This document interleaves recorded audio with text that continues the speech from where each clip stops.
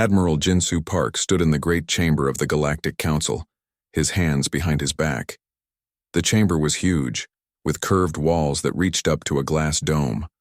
Through the dome, he could see the stars and the busy space traffic around. Council Station.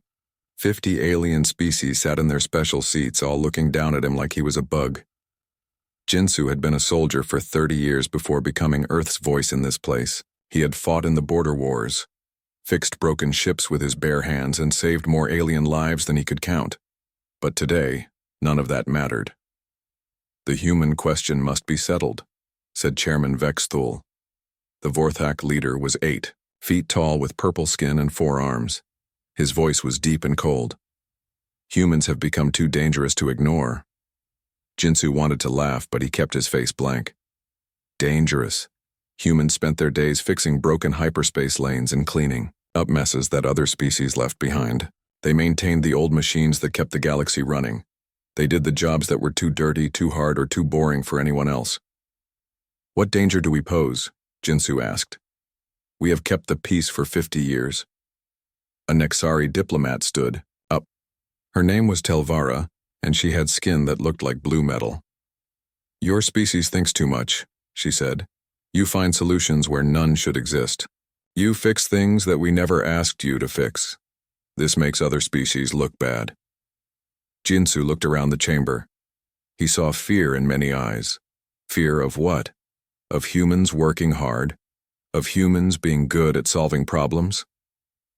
Commander Minji Kim sat in the human section behind him. She was young but smart, and she ran the Terran Engineering Corps. The Corps kept thousands of space stations running. They maintained the communication networks that let different species talk to each other. They fixed the defense systems that protected peaceful worlds from pirates. Next to Minji sat Ambassador Hyunwoo Lee. He was older and had spent 20 years trying to make friends with alien species. He looked sad today, like he knew what was coming. We have decided, Chairman Vexthul said. Resolution 847C will limit human activities in the galaxy. Humans will no longer have access to advanced technology. Humans will not carry weapons. Humans will work only in jobs we give them. The chamber was quiet. Jinsu could hear his heart beating. You want to make us slaves, he said. We want to make you safe, Telvara replied. Safe for everyone. A small alien from the Keth Collective spoke up. His name was Piplon, and he was only 3 feet tall with big black eyes. Humans fixed our food systems when they broke down. Our people would have starved without their help. That was their job, Vexthul said. Now they will do only the jobs we allow. Jinsu thought about all the human colonies scattered across the galaxy. Families who had lived on distant worlds for generations. Engineers who loved their work. Scientists who made discoveries that helped everyone. Farmers who grew food for alien species. Teachers who helped alien children learn. Our answer is no, Jinsu said. The chamber erupted in angry sounds. Aliens clicked, buzzed, and roared. Vexthul raised his 4 hands for silence. You misunderstand, the chairman said. This is not a request. This is law. Human ships will be searched. Human colonies will be watched. Humans who break these rules will be arrested. Jinsu looked at Minji. She was typing something on her small computer. She looked up and nodded slightly. Then we have nothing more to discuss, Jinsu said. He turned to leave.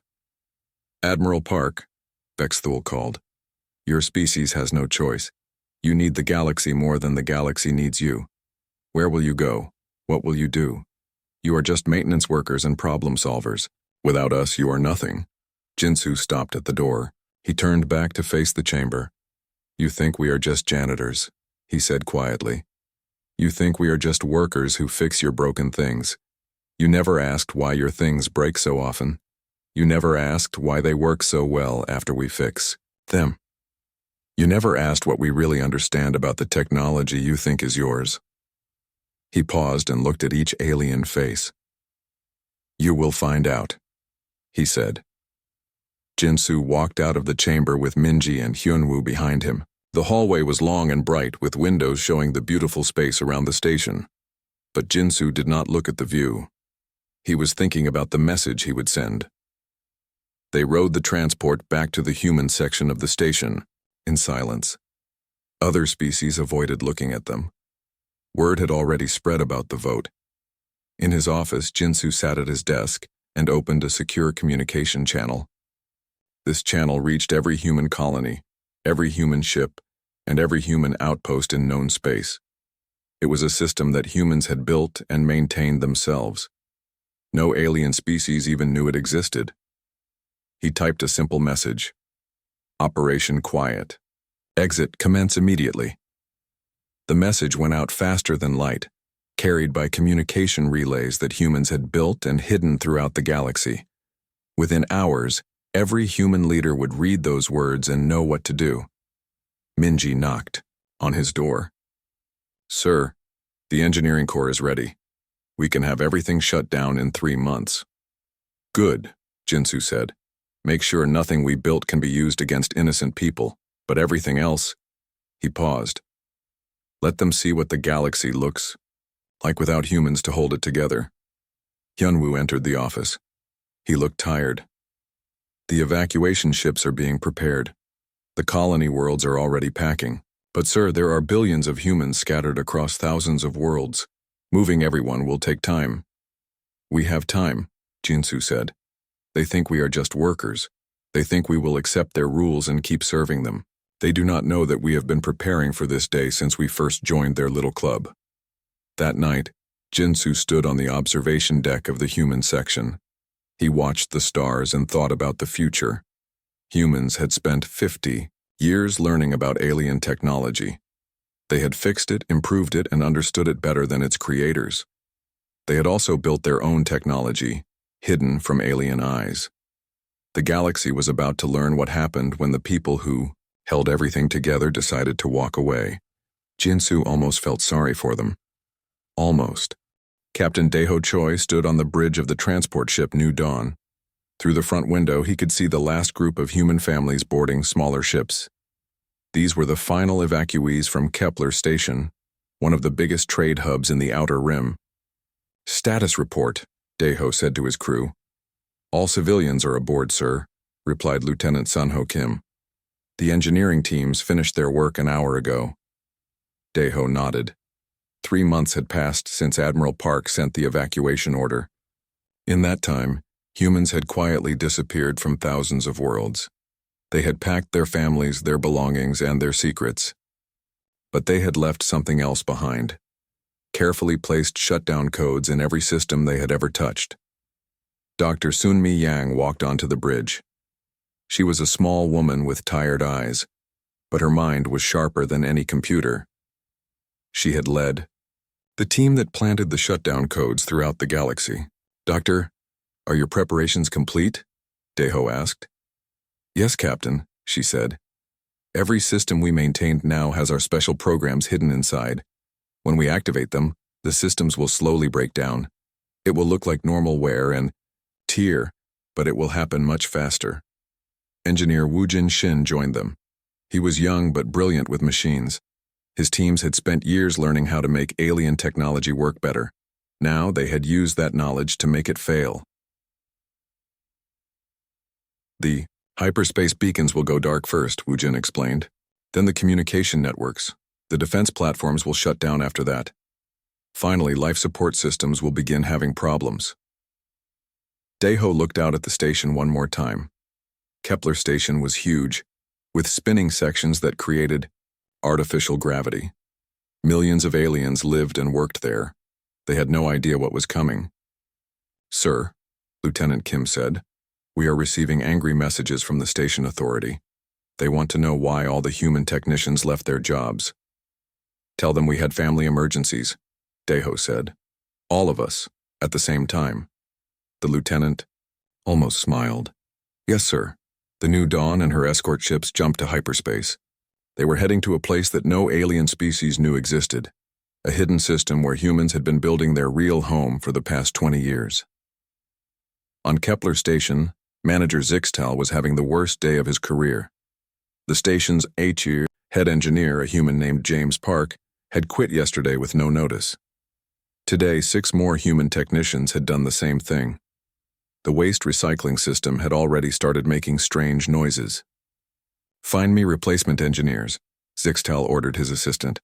"Sir, the Nexari engineers say the human systems are too complicated," the assistant replied. "The Vorthak mechanics refuse to work on primitive human modifications. The other species say they need months to learn the systems." Zixtal felt the first touch of worry. The station needed constant maintenance.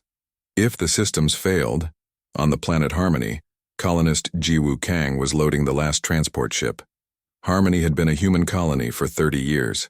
They had turned a dead rock into a garden world. Now they were leaving it behind. "Will we ever come back?" asked her daughter Soyoung. Jiwoo looked at the green hills and blue rivers they had created. "Maybe, little one, but not for a long time." The transport lifted off, joining hundreds of others in orbit. As they prepared to jump to hyperspace, Jiwoo activated a program on her tablet. All across Harmony, the terraforming machines began shutting down. The atmosphere processors would stop working within days. The weather control systems would fail within weeks.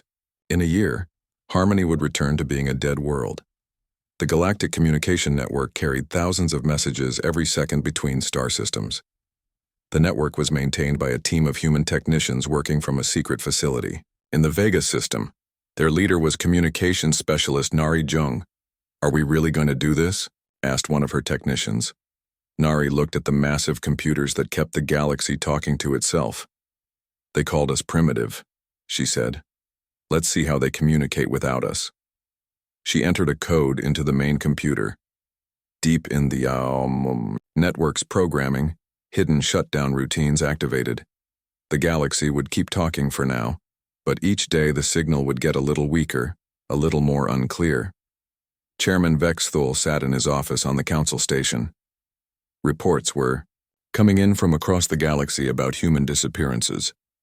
At first he had been pleased. The troublesome humans were finally accepting their proper place, but now he was getting different reports. Systems were failing, equipment was breaking down, and no one seemed able to fix it properly. "Sir," his aide said, "Kepler Station is reporting major technical problems. Their waste systems have failed and their air recyclers are working at half power." "Send them Vorthak engineers," Vexthul said. "Sir, we tried. Our engineers looked at the systems and said they were built wrong. They tried to fix them according to proper Vorthak methods, but that made things worse." Vexthul frowned. "What do you mean built wrong?" "The human modifications don't follow normal engineering principles. They should not work, but they do. Our engineers cannot understand how." More reports came in throughout the day. The hyperspace beacon at Wolf 359 had gone dark. 3 colonies in the Centauri sector had lost long-range communications. A defense platform protecting the Altair trade route was firing randomly at empty space. On Earth, the last human evacuation ships were preparing to depart. The planet looked the same as always, with its blue oceans and white clouds. But it was now empty of human life. Director Taehyung Kim stood in the empty control room of the Global Defense Center. This room had once coordinated Earth's defense systems and its contributions to galactic security. Now it was silent. He pressed a final button. Around Earth, the defense satellites shut down. The orbital factories stopped producing the rare metals that other species needed. The research stations that had been solving problems for the entire galaxy powered down. "Goodbye, Earth," he whispered. His ship, the last to leave, jumped to hyperspace. 3 days later, an Nexari patrol ship arrived to check on Earth. They found empty cities, silent orbital stations, and no sign of human life. It was as if an entire species had simply vanished. The patrol captain sent a message back to Nexari Command. "Earth is deserted. All humans are gone. No signs of violence or disaster. They just left." Back on Council Station, Chairman Vexthul was reading more failure reports. 17 hyperspace beacons were now dark. 2 major colonies had declared emergencies due to failing life support. The galactic internet was running slower each day. "Perhaps," his aide suggested carefully, "we should try to contact the humans, ask them to return." Vexthul slammed his 4 hands on his desk. "Never. We do not need those primitive creatures. We ran this galaxy for thousands of years before humans arrived. We can run it without them now. But deep down, he was beginning to wonder if that was true. The systems that humans had maintained were failing faster than anyone had expected, and no other species seemed able to fix them properly. In the hidden system where humans now lived, Admiral Park stood before a huge screen showing the galactic situation. Red dots marked failing systems. Yellow dots showed systems with problems. Green dots showed systems still working normally. There were very few green dots left. Phase 1 is complete, sir, reported Commander Minji Kim. All human personnel have been evacuated. All shutdown protocols are active. How long until total system failure? Park asked. Dr. Yang checked her data. At current rate, 6 months, until major hyperspace routes are unusable. 1 year until galactic communications collapse completely. 18 months until life support failures on major stations. Park nodded slowly. And how long before they realize what has happened? They are beginning to understand now, sir. But pride will prevent them from admitting it for a while longer. Through the viewing port, Park could see the new human colony, ships spreading out to settle fresh worlds. Worlds that aliens had never seen. Places where humans could build their own civilization, free from the arrogance and prejudice of the Galactic Council. Let them learn, he said quietly. Let them discover what happens when they drive away the people who made their empire possible. Director Tae-hyung Kim floated in the command center of the hidden station sanctuary. The station was built inside a hollow asteroid, invisible to alien sensors. Through the main screen, he watched the galaxy tear itself apart. 6 months had passed since the last human left known space. The shutdown protocols were working exactly as planned. Red warning lights now covered most of the galaxy map. Where green dots had once shown working systems, now there was mostly darkness. Report from the Outer Rim, said Commander Yuna Park. She was Admiral Park's daughter and had inherited his calm manner. The Kepler station disaster is complete. Total life support failure. They evacuated 3 million beings to nearby worlds. Tae-hyung nodded grimly. Kepler had been one of the most important trade stations in the galaxy. Now it was a dead hulk floating in space, its lights dark forever. What about the core world, he asked. The Vorthak hegemony has lost contact with 60% of its colonies, Yuna replied. Their hyperspace network is failing system by system. The Nexari Empire is declaring martial law on 12 worlds due to civil unrest. On the screen, they watched a live feed from the Centauri system. A massive Vorthak battleship was trying to dock with Central Station. But the docking computers were not working properly. The ship kept missing the docking bay, its engines firing wildly as it tried to correct course. They still don't understand, said Dr. Na-young Lim. She was a specialist in alien psychology, one of the few humans who truly understood how other species thought. They believe their technology is superior to ours. They cannot accept that our primitive repairs were actually improvements. Show them the Nexari attempt to fix the hyperspace beacon, Tae-hyung said. The screen changed to show a Nexari engineering team working on a massive hyperspace beacon. The beacon was the size of a small moon and helped ships navigate between star systems. For 30 years, human technicians had maintained it perfectly. The Nexari engineers were following their textbooks exactly. They replaced components with new parts built to original specifications. They ran diagnostic tests that showed everything was working correctly, but when they tried to activate the beacon, it exploded in a ball of blue fire. Third beacon destroyed this week, Yuna reported. The Nexari engineers keep saying that human modifications violated proper engineering principles. They remove our changes and replace them with correct components. And then everything explodes, Tae-hyung finished. Because they don't understand that their original designs were flawed. The truth was worse than the aliens knew. Humans had not just maintained alien technology for 50 years. They had quietly fixed thousands of design flaws, improved efficiency, and prevented disasters that would have killed millions. The aliens had taken credit for the improved performance, never realizing their systems only worked because humans had made them better. Now the aliens were trying to return their technology, to original specifications, specifications that had never worked properly in the first place. "Sir," said Scout Minsok Jung, "we have disturbing reports from the inner worlds. Some species are beginning to practice human sacrifice." Taehyung turned sharply. "What?" Minsuk's face was pale. "The Keth Collective believes that humans were magical beings who kept the machines happy. They are killing prisoners and offering their blood to broken computers, hoping to make them work again." "That's insane," Yuna said. "The Altarian Republic has started cargo cult rituals," Minsuk continued. "They copy human repair procedures exactly, but they don't understand what they're doing. They wave tools around broken machines while chanting technical manuals." Dr. Lim shook her head sadly. "Fear makes people do terrible things. Their entire civilization is falling apart. They need someone to blame." The main screen showed a news report from Vorthak Prime, the capital world of the hegemony. Chairman Vex Thule stood at a podium, his forearms spread wide as he spoke to a crowd of millions. "Fellow beings of the galaxy," he said, "we face temporary difficulties due to the departure of our former human workers, but Vorthak engineering is supreme. We will rebuild better systems using proper methods." Behind him, the lights flickered and went out for several seconds.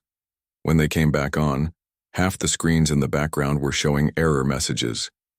"He's been giving the same speech for 3 months, Yuna observed.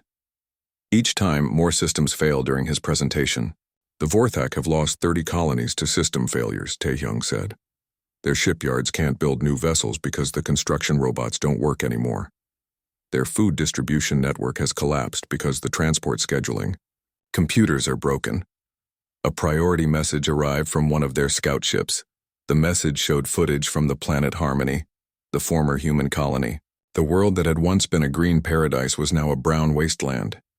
The terraforming machines had shut down, and the atmosphere was becoming toxic again. But the footage showed something unexpected. A group of Nexari refugees had landed on Harmony and were trying to restart the terraforming systems. They had brought human prisoners with them. "They're torturing the humans," Minsok said quietly, "trying to force them to fix the machines." Taehyung felt anger rise in his chest. "How many humans did they capture?" "Unknown, sir. Maybe a few hundred who didn't make it to the evacuation ships in time." "We can't leave our people in their hands," Yuna said.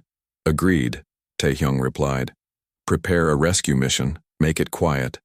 The screen switched to show a pirate fleet attacking a Keth merchant convoy. The pirates were Raxian, a species known for their violence. Their ships were crude, but effective. More importantly, they worked without human maintenance because they were built simply. "Piracy is up 400%, Dr. Lim reported. "The defense networks that protected peaceful species are offline. Aggressive species with simple technology are taking advantage." This was the part that hurt Taehyung the most. Peaceful species like the Keth had trusted humans to protect them. Now they were suffering because of the Council's arrogance. "Can we help them without revealing ourselves?" he asked. "Limited assistance," Yuna said. "We could anonymously repair some defense platforms and systems with innocent populations." "Do it, but maintain our secrecy." A communication signal reached the station from deep space. It was Chairman Vexthul, broadcasting on all frequencies. "Humans of Terra," the Vorthak leader said, "I speak to you across the void. We acknowledge that mistakes were made. Perhaps Resolution 847C was too harsh. We are prepared to discuss new terms for your return." The transmission was weak and full of static. The galactic communication network was barely functioning. "Return to what?" Taehyung asked the empty air. "To serve you again? To be your janitors while you take credit for our work?" Another message followed, this one from the Nexari Empire. "Human engineers, we offer full citizenship and advanced technology sharing if you return to maintain our systems." "Full citizenship," Yuna laughed bitterly. "Now they offer what they should have given us 50 years ago." "It's too late," Taehyung said. "They had their chance for partnership. They chose superiority instead." The final message of the day came from an unexpected source. The small Piplon of the Keth Collective. His people were among the kindest in the galaxy, and they had always treated humans with respect. Friends of humanity, Piplon said in his small, sad voice. If you can hear this, please know that some of us always valued your friendship. We are sorry for what the Council did to you. We understand if you never want to see us again. Taehyung felt a moment of sadness. There had been good aliens in the galaxy, species who had treated humans as equals, but they had been outvoted by the arrogant majority. Sir, civilian leader Jiwoo Kang entered the command center. She represented the millions of human refugees now living in hidden colonies. The colony ships report successful settlement of 12 new worlds. Our population is safe and growing. Good, Taehyung said. How are people adjusting to our new life? Better than expected, Jiwoo replied. Especially the younger generation.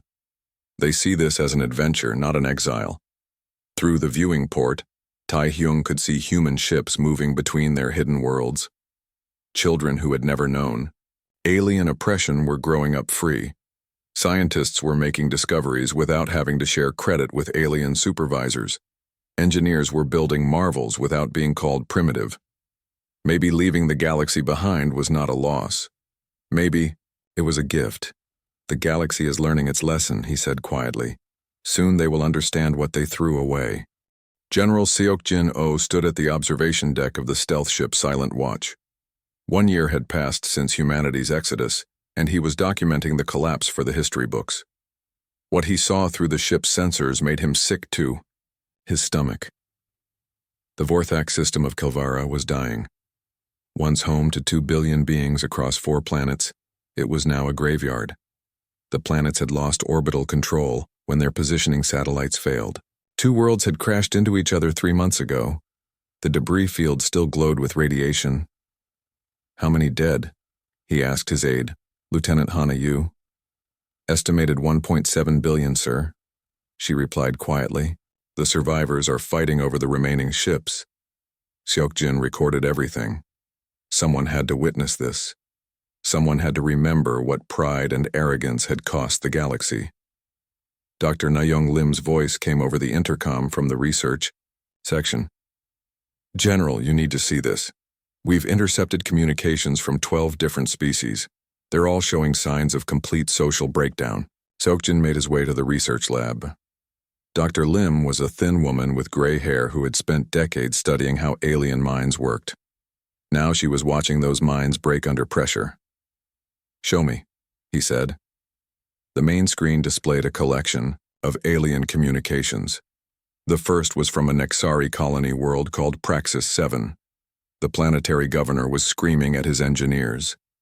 Fix the water processors or I'll have you all executed, Governor Telquan shouted. My people are dying of thirst. Sir, we've tried everything, the chief engineer replied. The human modifications are too complex. When we remove them, the system stops working. When we leave them, they gradually fail anyway. Then sacrifice more humans to the machine spirits. Seokjin felt sick. The Nexari had always been proud of their logical, scientific culture. Now they were killing innocent people based on superstition. The next communication was from a Vorthak military base. The commanding officer was reporting to his superiors about a mutiny among his troops. The soldiers refused to enter the ships, sir, the officer said. They believe the vessels are cursed because they were maintained by human spirits. Half my fleet is unusable because my own crews are too afraid to fly them. Dr. Lim switched to another channel. This one showed a Keth trading vessel surrounded by Raxian pirate ships. The Keth captain was pleading for mercy. Please, the small alien said. We have nothing of value. Our cargo holds are empty because the trade networks have collapsed. The Raxian pirate leader laughed. Then you'll make good slaves. The mining colonies need workers since all the maintenance robots stopped working. The transmission cut to static as the pirates boarded the defenseless ship. It's happening everywhere, Dr. Lim explained.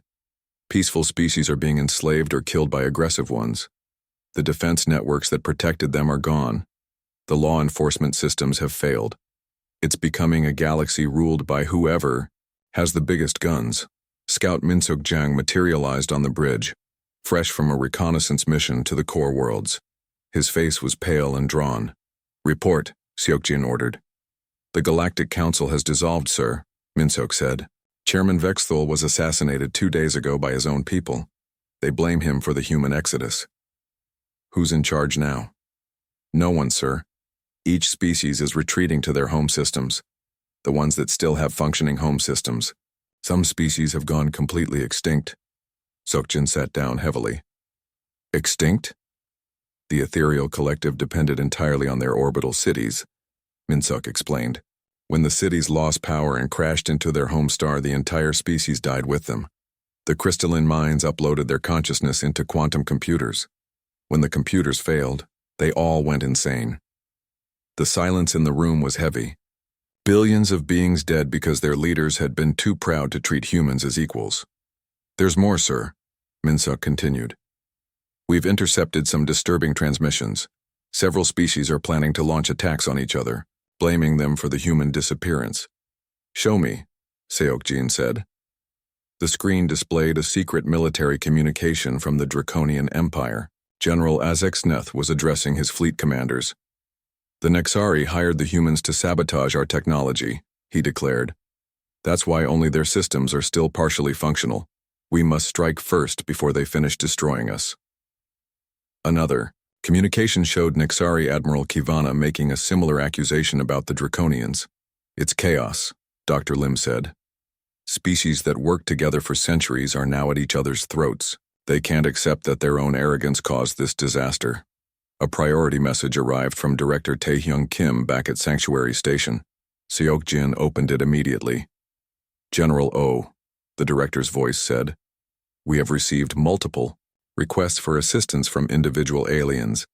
Some are begging us to return. Others are threatening to hunt us down. A few are offering everything they own in exchange for basic repairs.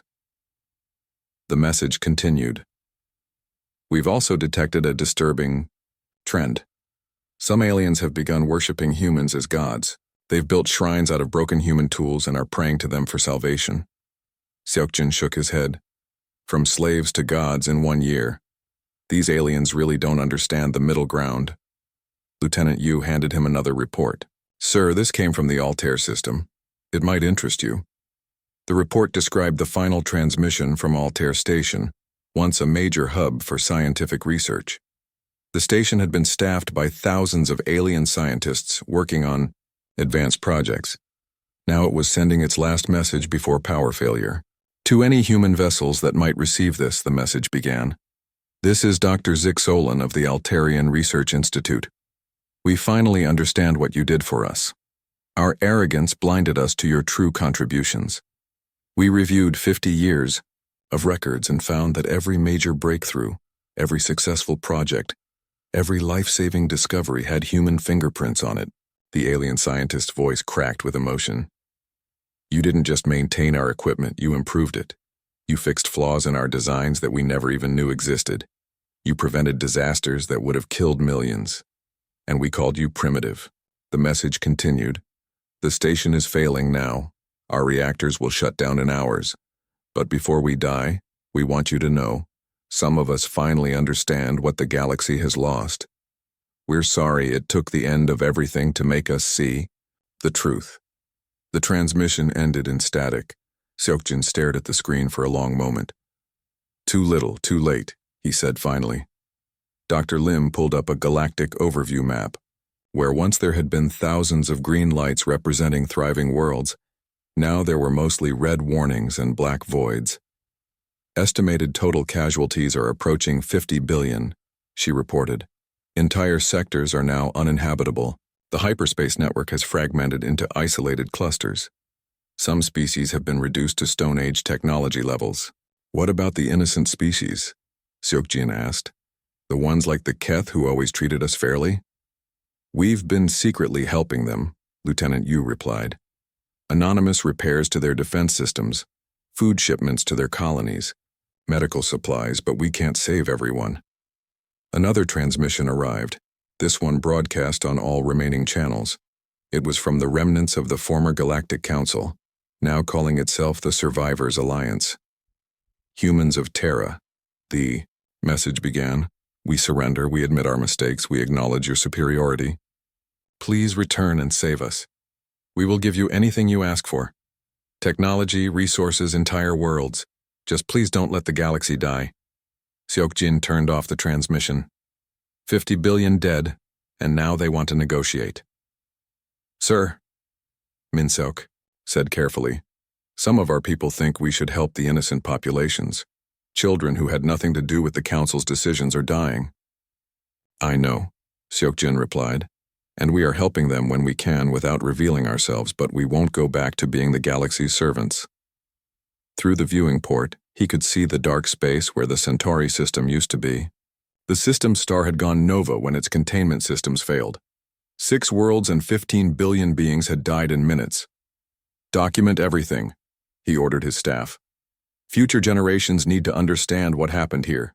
Pride destroyed, the greatest civilization in galactic history. Arrogance turned paradise into hell. He paused and looked at the ruins of what had once been a thriving galaxy. Make sure they remember the lesson, he said quietly. Make sure this never happens again. Fleet Admiral Soo-Young Choi stood on the bridge of the flagship Transcendence. 5 years had passed since humanity left the known galaxy. 5 years of watching alien civilization collapse while humans built something new among the distant stars. 3D, bridge around her was nothing like the old human ships that had served alien masters. The walls seemed to flow like liquid metal, responding to thought as much as touch. The viewing screens showed not just normal space, but dimensions that alien science had never imagined. Admiral, said Captain Yonseo Park, the dimensional anchors are in position. We're ready to return to normal space. Soo-Young nodded. Today, humanity would reveal itself to the galaxy for the first time since the Exodus. Not as servants, not as refugees, but as something the aliens had never expected, humans to become. Take us in, she ordered. The human fleet materialized above the ruins of Council Station, where once there had been a gleaming symbol of galactic unity. Now there was only twisted metal and darkness. The station had been destroyed in a war between the Vorthak and Nexari remnants 2 years ago. Scanning for survivors, reported Lieutenant Ji-Ho Kim. None detected on the station, sir, came the reply. But we're picking up a small Keth refugee ship hiding in the asteroid field. Soo-Young smiled sadly. The Keth had always been kind to humans. If anyone deserved to witness humanity's return, it was them. Open communications, she said. On the main screen appeared the face of Piplon, the small Keth who had spoken for humans, in the old council. He looked older now, his large black eyes filled with pain and loss. When he saw Soo-Young, those eyes went wide with shock. Human friend, he whispered. Is it really you? Hello, Piplon, Soo-Young said gently. We've come back. Tears rolled down the small alien's face. I thought you were all dead. The galaxy has been so dark without you. Behind Soo-Young, Ambassador Yeji Park stepped forward. She was young but wise, chosen to speak for humanity in this new age. We're not dead, Piplon, Yeji said. We're different. President Kyungmin Han's voice came over the intercom from the colony ship New Eden. He was the elected leader of the New Terra Coalition, representing humanity's scattered colonies. Admiral, he said, are you ready to show them what we've become? Yes, Mr. President, Soo-Young replied. She turned to her crew. Activate the reality anchors. Let them see our true ships. The human fleet shimmered and changed. Where normal-looking starships had floated moments before, now there were vessels that seemed to bend space around them. Ships that existed in multiple dimensions at once. Technology that made the old alien empires look like children playing with sticks. Piplon's eyes grew even wider. How is this possible? We learned, Yeji explained. For 50 years, we maintained your technology. We fixed your mistakes and improved your designs. But more than that, we understood your technology better than you did. On the secondary screens, other alien faces appeared. Survivors from across the galaxy who had detected humanity's return. Most looked shocked. Some looked hopeful. A few looked afraid. While you saw us as simple workers, Yeji continued, We were discovering the fundamental forces that hold reality together. Every system we repaired taught us something new. Every problem we solved showed us deeper truths. A Vorthak survivor spoke from a damaged ship near what used to be Vorthak Prime. "Please," the alien said. "Our worlds are dying. Our people are reduced to fighting over scraps. We'll do anything if you just help us." Su-young felt no satisfaction in the alien's desperation, only sadness for what could have been. "You had a choice," she said to the gathered survivors. "Partnership or dominance. You chose dominance over the species that held your civilization together. We offered you our friendship, our knowledge, our service. You responded with chains and restrictions." A Nexari admiral tried to interrupt. "We were wrong, we admit it. But surely you won't let billions die for the mistakes of a few leaders." "The leaders you elected," Yeji pointed out. "The decisions you supported. The arrogance you shared." President Han's image appeared on the main screen. He looked tired but determined. "People of the galaxy," he said, "humanity has not returned to serve you again. We have evolved beyond that role. For 5 years we have built our own civilization among stars you never knew existed. Our children grow up free. Our scientists make discoveries without having to share credit with alien supervisors. Our engineers build wonders without being called primitive." The president paused, looking directly at the camera. "We came back to deliver a message, a lesson that the galaxy must remember." Fleet Admiral Choi took over. "Those who maintain the foundations of society deserve respect, not condescension. Those who solve problems deserve partnership, not slavery. Those who keep civilization running deserve equality, not servitude." She gestured to the ruins around them. "You had the greatest civilization in galactic history. Thousands of species working together. Billions of worlds connected by trade and communication. Peace and prosperity across the stars. All held together by human hands that you never bothered to thank." The communication channels filled with voices. Aliens begging for help, promising anything, offering everything they had left. But Su-young continued speaking over them. "When those hands were forced into chains, everything collapsed. When those workers walked away, your empire crumbled. Not because humans are superior, but because we were the foundation you built everything else on. When you kicked away the foundation, the house fell down." A young Keth voice spoke from Piplon's ship. "But what about the innocent?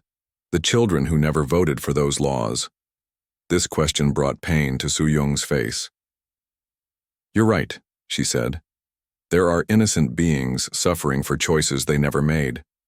She turned to her crew. "Deploy the Mercy Beacons." Across the ruined galaxy, small devices materialized in orbit around worlds with large civilian populations. The beacons began broadcasting a simple message. "These worlds are under human protection. Basic life support and defense systems will be maintained. This protection is given freely to the innocent, not in service to any government or authority, the Boer." Beacons also began repairing critical systems, not returning them to their old efficiency, but providing just enough function to keep people alive. "This is all we offer," Su-young announced. "Survival for the innocent. But we will not rebuild your empire. We will not return to serve you. The galaxy must learn to stand on its own." President Han's image reappeared. "Humanity has walked away. We have found our own path among the stars. Perhaps in time, when the galaxy learns the value of partnership, over dominance, when you learn to see other species as equals rather than servants, we might meet again as friends. But that time is not now," Fleet Admiral Choi concluded. "Now you must live with the consequences of your choices. The stars themselves will remember this lesson." Ambassador Yeji delivered the final words. "To future generations of all species, remember this. Civilization is not built by those who give orders, but by those who do the work. Respect your workers, value your partners, and never take for granted the hands that hold your world together." The human fleet began to fade from normal space, returning to dimensions beyond alien comprehension. "Wait!" called out multiple voices. "Don't leave us, we need you!" But Su-young had already given the order to depart. The ships vanished, leaving behind only the mercy beacons and a galaxy that would never be the same. On the bridge of the Transcendence, So-Young looked at the stars. Ahead, somewhere out there, were human colonies building a new kind of civilization. A civilization based on cooperation rather than hierarchy. On mutual respect rather than servitude. "Course, Admiral?" asked Captain Park. "Home," So-Young said simply. "Take us home to humanity." The ship jumped to hyperspace, leaving the old galaxy behind. In the asteroid field, Piplon watched them go with tears in his eyes. But unlike the other survivors, he was not crying from despair. He was crying from hope. Because he had seen something in the humans' eyes that the others had missed. Not hatred or revenge, but the possibility of forgiveness. Someday, when the galaxy learned its lesson, when it grew wise enough to value cooperation over domination, humanity might return. But not as servants, as equals. The beacon near Piplon's ship hummed quietly, maintaining life support and protection. A gift to the innocent, freely given by a species that had learned to be better than those who had oppressed them. In the distance, the ruins of Council Station slowly tumbled through space, a monument to the price of arrogance. And in the depths of space, the galaxy began the long, hard work of learning to survive without the humans who had held everything together. Some species would learn the lesson and grow wiser. Others would continue to blame everyone but themselves, until extinction claimed them. But all would remember the day humanity returned, not as the servants they had been, but as the masters of reality they had chosen to become. The age of human servitude was over. The age of human transcendence had begun.